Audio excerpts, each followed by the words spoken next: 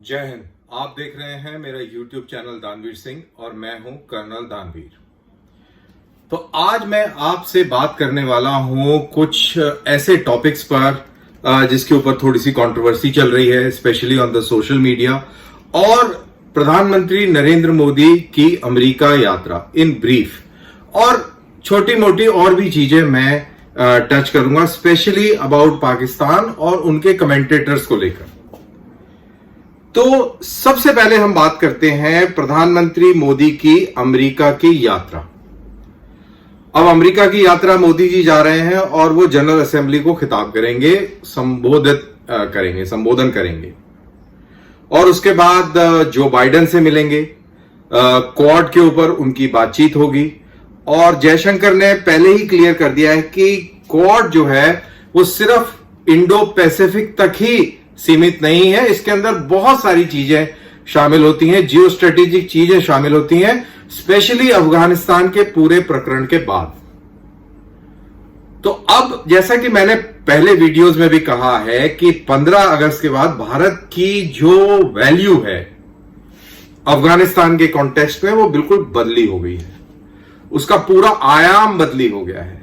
अब इंडिया जो है फ्रंट लाइन स्टेट बन रहा है, उसकी कगार पर है, लेकिन हम उस तरीके से ना समझें जैसे पाकिस्तान फ्रंट लाइन स्टेट बन रहा है, बिकॉज पाकिस्तान के अंदर हर एक डिसीजन में डॉलर छुपा होता है। उनको जो डॉलर मिलेगा तो वो डिसीजन लिया जाएगा। बहुत ही बिकाऊ किस्म के लोग हैं। तो हमारे यहां पर ऐसा नहीं है। हमारी जियो स्ट्रेटेजिक एम्स हैं, मुद्दे हैं, लॉन्ग टर्म, लंबी पारी खेल रहे हैं, 5 डे मैच खेल रहे हैं हम, और T20 नहीं खेल रहे हैं कि धनाधन बल्लेबाजी करी और बाहर निकले और जश्न मनाए और आउट। तो ऐसा वाला गेम नहीं खेल रहे, लंबी पारी खेल रहे हैं, और लंबी पारी के लिए संयम की जरूरत है, रणनीति की जरूरत है, योजना की जरूरत है, और बिल्कुल तरीके से भारत जो है अपने कदम आगे बढ़ा रहा है। ये हम सबको महसूस हो रहा है, दुनिया को दिख रहा है, और दुनिया अब भारत की ओर नजर गड़ाए बैठी है। अब यहां पर इन कॉन्टेक्स्ट में लेके आऊंगा जनरल बिपिन रावत का कल का स्टेटमेंट की उन्होंने क्लैश ऑफ सिविलाइजेशन, एक बड़ी मशहूर किताब है, उसका हवाला दिया, और उन्होंने कहा कि उसमें यह था कि इस्लामिक ताकतों के साथ में चाइनीज ताकतें मिलकर पश्चिमी मुल्कों को टारगेट करेंगे। जब हम पश्चिमी मुल्क कहते हैं तो एक सोच की बात कहते हैं, और वो सोच है डेमोक्रेसी, जिसके अंदर गवर्नमेंट्स होती हैं by the people, of the people और फॉर द पीपल, लोगों के लिए, लोगों के द्वारा, और लोगों के हित के लिए। तो ऐसी जहां पे सरकारें हैं, जहां पे डेमोक्रेसी है, उसको वो टारगेट करेंगे। क्योंकि ध्यान रहे, जो इस्लामिक ताकतें हैं वो भी अथॉरिटेरियन हैं, और चीन भी अथॉरिटेरियन है। तो ये अथॉरिटेरियन ताकतें मिलकर और दुनिया को चैलेंज करेंगी। अब आने वाले फ्यूचर के अंदर दुनिया के अंदर जो तेल के ऊपर जो डिपेंडेंस है वो कम होने वाला है। आज से 50 साल के बाद में तेल के ऊपर डिपेंडेंस कम हो जाएगा। बिजली न्यूक्लियर एनर्जी से और हाइडल एनर्जी से तैयार होगी, और गाड़ियां आपकी इलेक्ट्रिक चलेंगी। जहाज भी शायद सोलर पावर्ड हो जाए, और शायद हीलियम और हाइड्रोजन से चले। तो वो देखें किस तरीके से टेक्नोलॉजी आगे डेवलप होती है। लेकिन बहरहाल तेल के ऊपर डिपेंडेंसी कम हो जाएगी, और तेल के ऊपर डिपेंडेंसी कम होने का मतलब है कि अरब वर्ल्ड की जो डोमिनेंस थी इन जियो स्ट्रेटेजिक थिंकिंग वो भी कम हो जाएगी। और ऐसे के अंदर भारत जो है एक बहुत इंपॉर्टेंट रोल अदा करने वाला है, क्योंकि भारत के पास में ऑल्टरनेट ऊर्जा स्रोत भी हैं, बहुत बड़ा भूखंड भी है, वहां यहाँ की पॉपुलेशन बहुत डाइवर्स है, टेक्नोलॉजी है, टैलेंट है, सभ्यता है, और सोच है। सोच एक बहुत इंपॉर्टेंट है किसी भी मुल्क के लिए। सोच अगर सही है तो आप डेस्टिनेशन पर जरूर पहुंचेंगे। और मैं बड़े गर्व के साथ ये कहता हूं कि भारत और भारतीयों की सोच बहुत जबरदस्त है।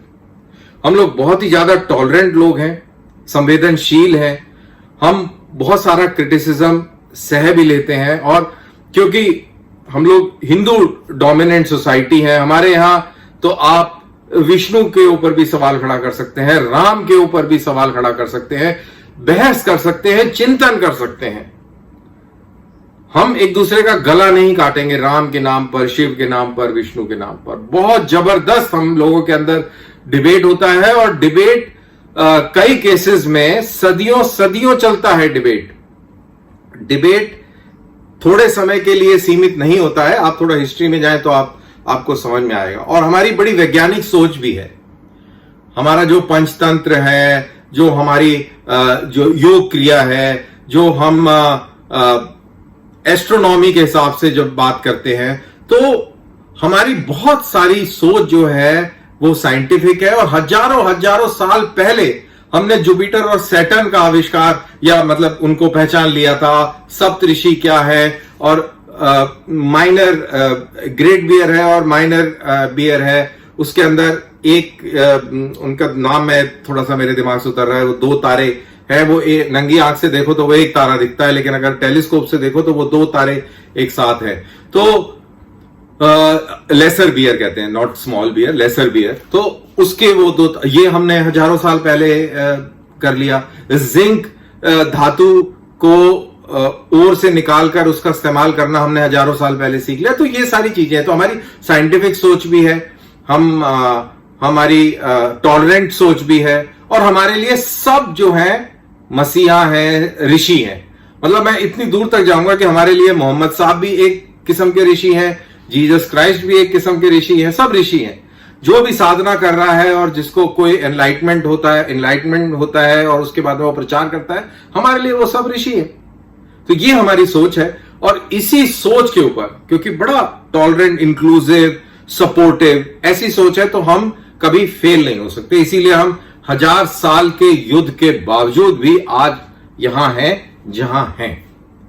तो ये इतनी लंबी मैंने कहानी इसलिए बताई कि जैसे जैसे अफगानिस्तान और इन इलाकों में ये चीजें डेवलप हो रही हैं, इनटॉलरेंस बढ़ती जा रही है, एक दूसरे के गलों पे ये कूद रहे हैं, क्योंकि जो पूरी सोच है, इनकी जो सोच है वो एक दायरे के अंदर है।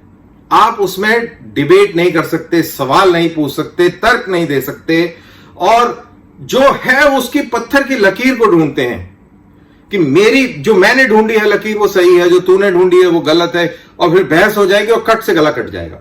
तो ये इस तरीके की सोच है। लेकिन इससे ज्यादा दूर आगे गाड़ी चलेगी नहीं, और चल भी नहीं सकती है। इतिहास गवाह है। आप देखिए कि कैसे ये लुटेरों का काफिला चला और अभी कहां पहुंच गया।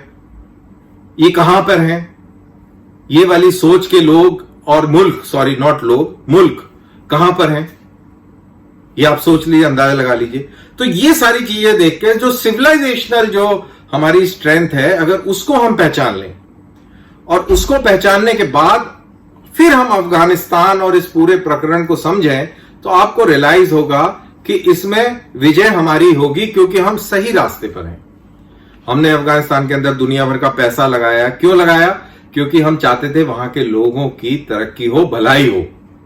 लेकिन हम के ऊपर क्या तोहमत लगाई गई कि ये आतंकवाद को सपोर्ट करते हैं, ये इसलिए वहां पैसा लगा रहे हैं कि ये पाकिस्तान के अंदर आतंकवाद कर सकें।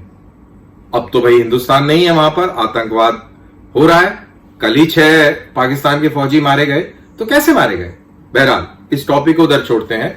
तो इंडिया का जो रोल है, जो अमेरिका की विजिट है प्रधानमंत्री मोदी की, ये बहुत अहम है, और पूरी दुनिया भारत के महत्व को समझ रही है। पीछे कई सारे मुल्कों के चीफ और इंटेलिजेंस चीफ भी आए, उनके एनएसए भी आए, और बहुत लोगों की भारत के ऊपर उम्मीदें बंधी हुई हैं, और बड़ी आशा से भारत की तरफ को देखा जा रहा है।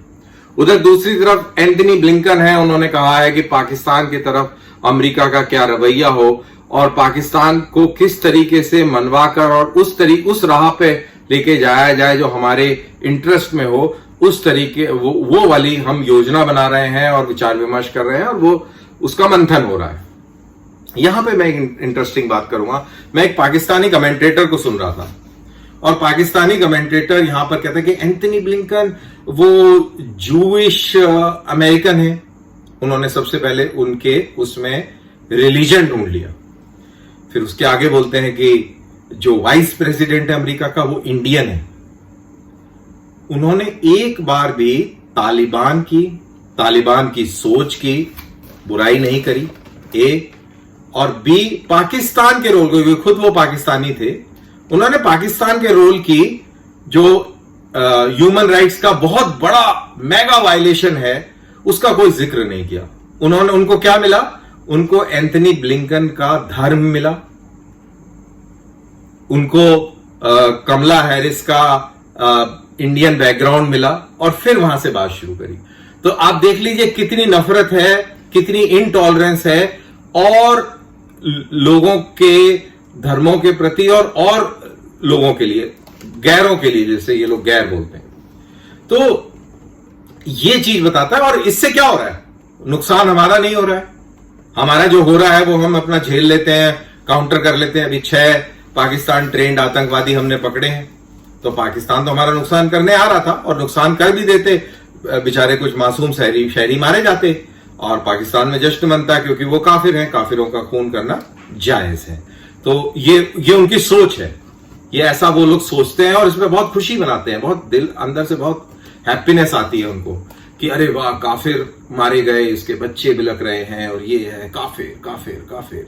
तो ये ऐसे इनकी सोच है, और उसका जस्टिफिकेशन कर देंगे, उसका जस्टिफिकेशन कर देंगे कि इन्होंने ऐसे किया, ये ऐसे है वैसे है, एक तरफा नैरेटिव दे देंगे और जस्टिफाई कर देंगे, और खूब अपनी तालियां बजा बजा के, ठाके मार मार के हंसेंगे और बोलेंगे कि अच्छा हुआ, ये ऐसा ही होना चाहिए था। ये इस तरीके की इन लोगों की सोच है। तो खैर, हम तो अपने सतर्क हैं, तैयार हैं, और कैसे इन लोगों से डील करना है वो हमें अच्छी तरह मालूम है। लेकिन इसका नुकसान क्या हो रहा है? इनकी इकोनॉमी देखो कहां है, खाने को पैसा नहीं है, लाले पड़े हुए हैं, जिंदगी मौत का सवाल है। अफगानिस्तान में देखो क्या हालत कर दी है, कहते हैं 30 दिन में राशन खत्म हो जाएगा। और आपको क्या लगता है कि पाकिस्तान बचेगा? कतई नहीं बचेगा। एक जमाना था 65 की जंग से पहले कि पाकिस्तान की जीडीपी बहुत हमसे बेहतर थी।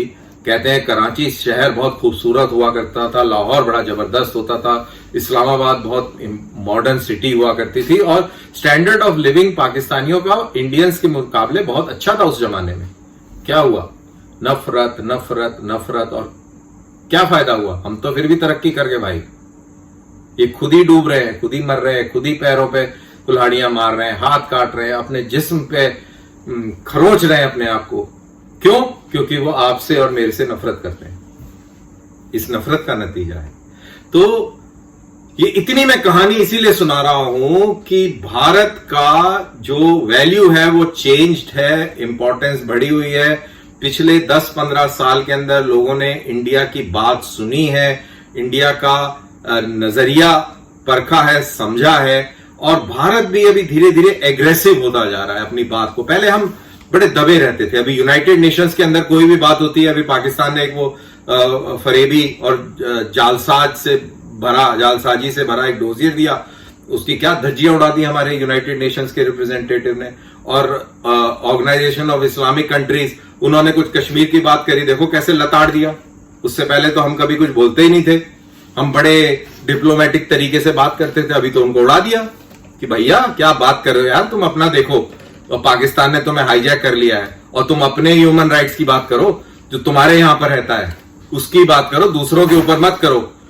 तो वो ये सब सारी कहानियां हैं। तो यही मैं बताना चाह रहा था। अब बात करते हैं, ये तो रही बात इंडिया के पूरे इंपॉर्टेंस की, क्यों इंपॉर्टेंट है, फिर इंडिया के प्रधानमंत्री जा रहे हैं तो वहां पे क्या इंपॉर्टेंट चीज करने वाले हैं, यूनाइटेड नेशंस के अंदर भाषण देंगे, आपका क्वाड के ऊपर मीटिंग होगी, फिर और भी बहुत सारे लोगों से वहां मिलेंगे, और एक बात कहेंगे। इंडिया जो है पूरा तर्क के साथ, लॉजिक के साथ, सबूतों के साथ बात करेगा और बताएगा कि इस दुनिया के अंदर जो आतंकवाद है वो कहां से आ रहा है और क्यों आ रहा है। तो ये तो रही बात प्रधानमंत्री मोदी के विजिट की, जो बहुत बहुत इंपॉर्टेंट है इस वक्त अफगानिस्तान के प्रकरण के बाद। अब बात करते हैं दूसरी बात, और वो बात करेंगे सेना की। ये मेरी तस्वीर है, ये मेरी पलटन है, और मैं उस समय कमांडिंग ऑफिसर था, तो ये एक हमने ग्रुप फोटो खींची थी। तो बात सेना की करेंगे, और सेना की क्या बात करेंगे। एक वीडियो वायरल हो गया जी, ओम जय जगदीश आरती का बैंड बज रहा है और सैनिक जो है ताली बजा रहे हैं। तो लोगों ने बोल दिया कि अरे ये तो हिंदुआइजेशन हो गया इंडियन आर्मी का, और हम लोग तो सेकुलर हैं, और पता नहीं क्या क्या कहानी हो गई। तो उन मूर्खों को मैं ये कहना चाह रहा हूं कि हम बिल्कुल सेकुलर हैं। सेकुलर का मतलब ये नहीं है कि हम अपना धर्म छोड़ दें। सेकुलर का ये मतलब नहीं है कि हम अपने रिलीजन की कोई बात ना करें। और जो यूनिट्स हैं, जो फौज की जो रेजिमेंट्स हैं, जो हिंदू डोमिनेंट हैं, देखिए हमारी जो फौज है वो कास्ट और रिलीजन बेस्ड है। तो जो हिंदू डोमिनेंट रेजिमेंट्स हैं वहां पर ओम जय जगदीश के करके एक तो भगवान का नाम हो गया, दूसरा एक वार्म अप हो गया, ताली बजा रहे हैं। तो ये बेसिकली एक वार्म अप हो रहा है हाथों का, और एक शुभ चीज करी जा रही है और उनकी आस्था है तो वो उस चीज को कर रहे हैं। और बैंड वाला भी अपने जो है वोकल जो है और लंग्स है उनकी सबकी वार्म अप हो रहा है। जब ये सारी कार्रवाई हो गई, ओम जय जगदीश हो गया और ये सब हो गया, उसके बाद में तो नॉर्मल आपकी ड्रिल होगी, पासिंग आउट परेड होगी, और उसके अंदर सर्वधर्म ओथ भी होगी, जिसके अंदर ग्रंथी भी होगा, मौलवी भी होगा, पादरी भी होगा और पंडित भी होगा। और सारी धर्मों की किताबों के ऊपर सब हाथ रख के और हाथ ऐसे करके और उनके नीचे से गुजरेंगे और वहां पे लोग ओथ लेंगे। कोई जरूरी नहीं है। अमेरिका के अंदर तो ग्रंथी भी नहीं आता, मौलवी भी नहीं आता, पादरी रहता है। ऐसा वेस्टर्न कंट्रीज में, चाहे फ्रांस देख लो, चाहे आप यूनाइटेड किंगडम्स देख लो, लेकिन इंडिया के अंदर होता है क्योंकि हम लोगों का कैरेक्टर अलग है। अब जो मुस्लिम कंपनीज हैं, ग्रेनेडियर्स हो गई, या राजरिफ की जो मुस्लिम कंपनी है, या राजपूत रेजिमेंट के अंदर भी मुस्लिम कंपनी है, वहां पे क्या नारा होता है? नारा तकबीर, अल्लाह अकबर। ये नारा लगाकर वो दुश्मन के ऊपर हमला बोलते हैं। बाकी जो पलटने हैं, कोई बजरंग बली की जय बोल रहा है, कोई रामचंद्र की जय बोल रहा है। जो सिख पलटने हैं, ये जैसे मेरी थी, वहां पे बोले सोने आल, सत श्री अकाल, और फिर धावा कर देते हैं। तो ये चीज समझनी पड़ेगी। जितनी टॉलरेंट, जितनी इंक्लूसिव और जितनी बेहतरीन ऑर्गेनाइजेशन ये फौज है, इतनी शायद हिंदुस्तान के अंदर कोई ऑर्गेनाइजेशन नहीं है। और इसके ऊपर इस तरीके की बातें सोशल मीडिया पे करना बहुत ही दुखद है। मेरे जैसे व्यक्ति को बहुत दुख लगता है। तो बहरहाल ये मोटा मोटी बात करनी थी मैंने, और ये दो चीजें मैंने आपको बताई। और मैं किस इस वीडियो की बात कर रहा हूं, चलिए आइए वो सुनवाते हैं और इस वीडियो का यहां पर इसको विराम देते हैं। फिर मुलाकात करेंगे किसी अगले मुद्दे पर, किसी अगले टॉपिक पर। तब तक के लिए आप मुझे इजाजत दीजिए। जय हिंद और देखिए ये वीडियो।